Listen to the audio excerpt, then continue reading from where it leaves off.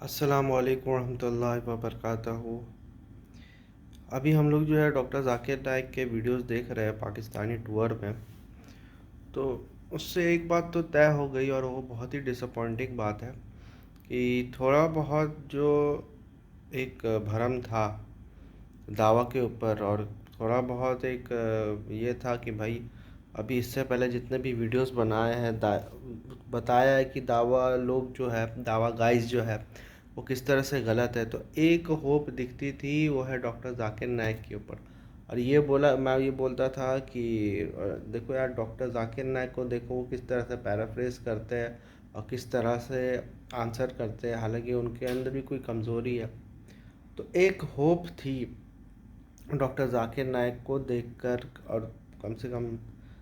کہ چلو ایک دائی تو ہم لوگ کا ایک ایسا ہے جس کو ہم لوگ دنیا کے سامنے پیش کر سکتے ہیں۔ لیکن افسوس کی بات ہے کہ وہ بھی جو ہے نا اس پاکستان ٹور میں، اور ایون اس سے پہلے بھی بہت سارے ان کے کوشچن آنسر سے، خیر اتنا تو اس وقت کوئی توجہ نہیں دیا، لیکن اس پاکستان ٹور میں جو بچی کچی عزت تھی ڈاکٹر ذاکر نائک کی، جو بچی کچی ہوپ تھی کہ نہیں ایک بندہ ہے کہ وہ جو ہے اس کو جو ہے ہم لوگ پیش کر سکتے ہیں کہ دیکھو ڈاکٹر ذاکر نائک کو دیکھو، وہ بھی جو ہے اب چلی گئی ہے۔ اب تو ایک ایسا لگ رہا ہے کہ ایک نیا دور سٹارٹ ہو گیا ہے جس نے جو ہے ماضی کے جتنے بھی علم کو جو ہے، ماضی کے جتنے بھی دائی کو ہے، ماضی کے جتنے بھی علماء کو ہے، وہ ایک طرح سے ایکسپوز کر دیا ہے کہ اب ان کے چلنے والی نہیں ہے۔ اور مجھے تو اب دھیرے دھیرے یہ بات کا یقین ہو جا رہا ہے کہ یہ جو دین میں سب سے بڑے آبسٹیکلز اگر کوئی ہوتا ہے، اللہ کا دین اپنانے میں سب سے بڑے آبسٹیکلز جو ہوتے ہیں وہ علماء اور دائی ہوتے ہیں، یا کوئی بھی ایسا بڑا آدمی، چاہے وہ پولیٹیشین ہی کیوں نہ ہو، ٹھیک ہے۔ یہ جو ہے دین میں یا حق بات قبول کرنے کے لیے سب سے بڑے جو ہے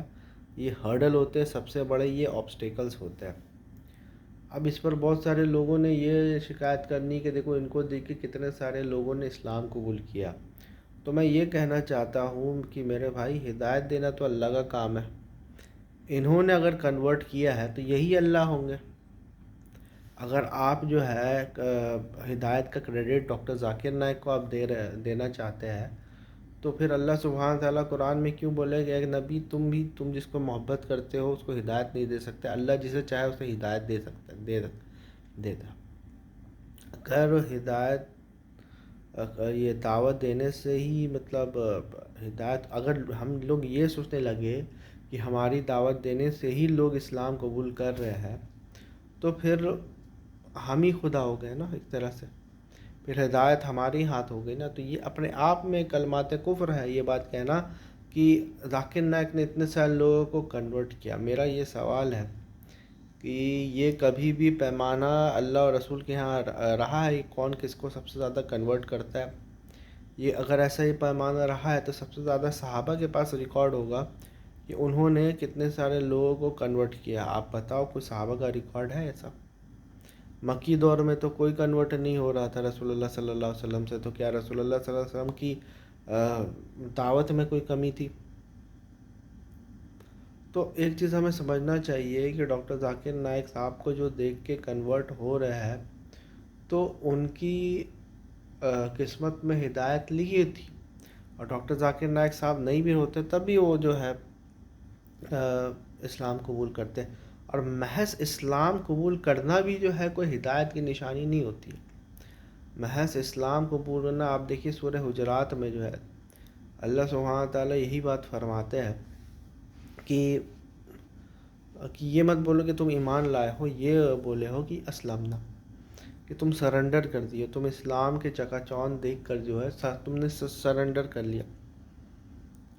ٹھیک ہے۔ یہ ابھی تو ایمان تمہارے دل کے اندر بھی داخل نہیں ہوا۔ یہ صرف میں وہ لوگوں کو نہیں بول رہا ہوں جو لوگ نے اسلام قبول کیا ہے، ماشاءاللہ اللہ ہی جانتا ہے کہ انہوں نے کتنی قربانی دی ہوگی، کتنے لوگوں سے لڑا ہوگا تب جا کے اسلام قبول کیا ہوگا۔ تو میں ان لوگوں کے بارے میں صرف نہیں، میں جو بورن مسلمس ہیں ان لوگ کے بارے میں بھی یہ بات بولتا ہوں کہ وہ لوگ کو بھی نہیں چاہیے کہ وہ یہ بات بولے کہ کہ ہم نے جو ہے ایمان لایا ہے بلکہ یہ بولنا چاہیے کہ ہم نے اسلام قبول کیا، کیونکہ وہ لوگ بھی جو ہے بیسکلی اس لیے اسلام قبول کر رہے ہیں کیونکہ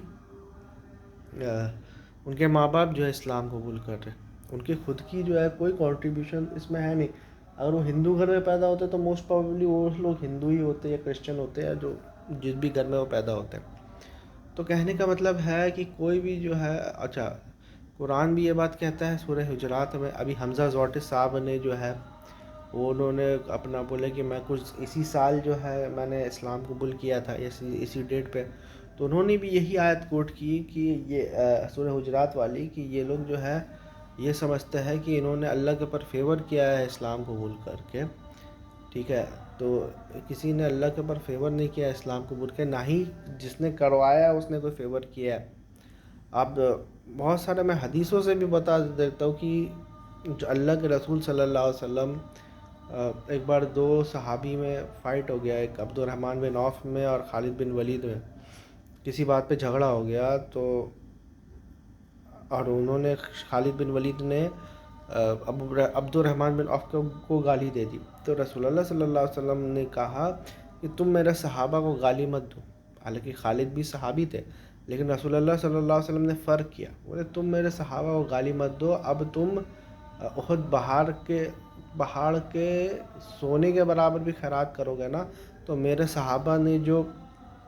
ایک مٹھی جو ہے خیرات کیا ہے نا، اس کے جو ہے برابر نہیں پہنچ پاؤ گے، اس کے آدھے کے برابر بھی نہیں پہنچ پاؤ گے۔ تو اگر کنورٹ کرنا یا پھر اسلام قبول کرنا سے ہی مطلب ایک دم میں یہ چیز مانتا ہوں کہ آپ کے پچھلے گناہ معاف ہو جاتے ہیں، لیکن وہ ایک چیز ایک اور یاد رکھنا، وہ پچھلے گناہ جو ہے حقوق اللہ سے ریلیٹڈ ہے، حقوق العباد سے ریلیٹڈ نہیں ہے۔ مطلب کوئی بندہ ہے، اگر کسی نے قتل کیا ہے، اس نے اسلام قبول کر لیا، تو اس کا مطلب نہیں ہے کہ اس کا قتل جو ہے وہ معاف ہو گیا جسٹ بیکاز اس نے اسلام قبول کیا ہے۔ اس کا قتل تب معاف ہوگا جب اس نے سچی توبہ کی ہوگی، اس سے بندے سے جس کے پریوار سے قتل کیا ہے اس سے معافی ہوگی، اور دل میں ایک ڈر رکھا ہوگا کہ کاش اللہ مجھے معاف کر دے، تب شاید معافی کی امید ہے، لیکن 100% تب بھی کوئی گارنٹی نہیں دے سکتا۔ یہاں پر رسول اللہ صلی اللہ علیہ وسلم کی حدیث ہے کہ شہید کا ہر گناہ معاف ہو جاتا ہے سوائے اس کے جس نے قرض لیا، قرض معاف نہیں ہوگا شہید کا۔ تو آپ ایک بات بولو کہ کسی کو آپ نے ناحق قتل کیا، کسی کو آپ نے ریپ کیا، یہ جو ہے ڈاکٹر ذاکر نائک صاحب جو ہے نا، وہ یہ بھی بول رہے تھے کہ اگر کوئی بندہ ریپ کرتا ہے اور وہ معافی مانگ لیتا ہے تو اللہ معاف کر دے گا، اور یہ جس کا ریپ ہوا وہ اس کے لیے ٹرائل ہو سکتا ہے، وہ کوئی غلط کپڑا جو ہے پہن کے ہوگی۔ تو یہ تو پیورلی ریپ اپولوجسٹ والی بات ہے اور اللاجیکل بات ہے۔ یہ ریپسٹ کو معاف کر دیا جائے گا، اور کیونکہ جو لڑکی ہو سکتا ہے کہ وہ انڈس ہوگی۔ تو یہاں پر رسول اللہ صلی اللہ علیہ وسلم یہ بات فرما رہے ہیں کہ شہید کا جو ہے سب کچھ معاف ہو جائے گا، سوائے جو قرض اس نے لیا ہے وہ معاف نہیں ہوگا۔ تو کوئی بندہ اگر کسی کا ریپ کر لیا ہے تو وہ معاف ہو جائے گا، کوئی بندہ کسی کو قتل کر لیا ہے وہ معاف ہو جائے گا۔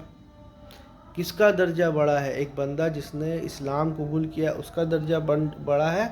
یا اس کا درجہ بڑا ہے کہ ایک بندہ جس نے شہید ہوا ہے؟ ٹھیک ہے، ایک اور میں آپ کو یہ دیتا ہوں،